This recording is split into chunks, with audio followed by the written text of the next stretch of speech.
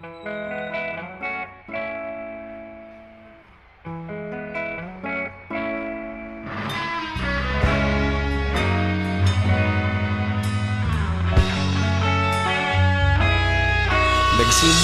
ang lahat sa eskwela, nagsama-samang 12 sa kalokohan at sa tuksuhan, hindi maawat sa isa't isa.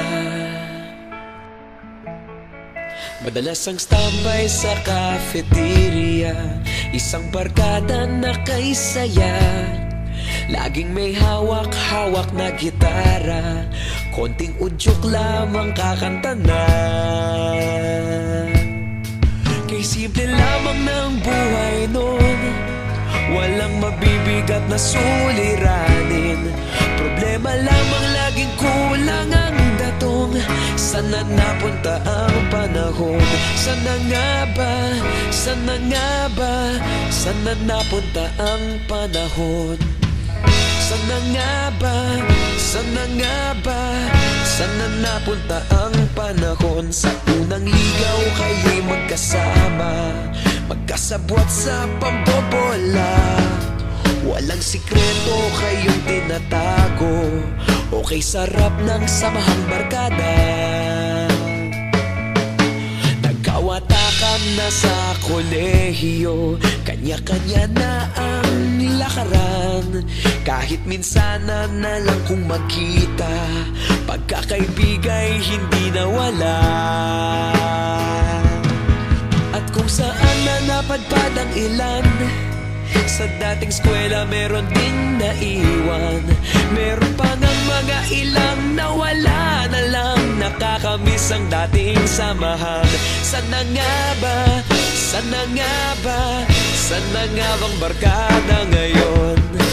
Sana nga ba? Sana nga ba? Sana nga bang barkada ngayon?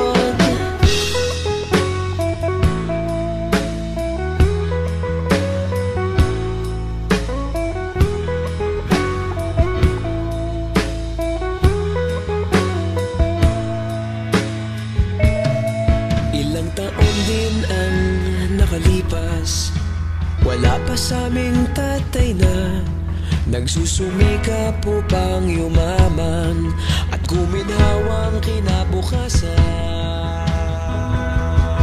Paminsan-minsan kami nagkikita, mga naiwan at natira.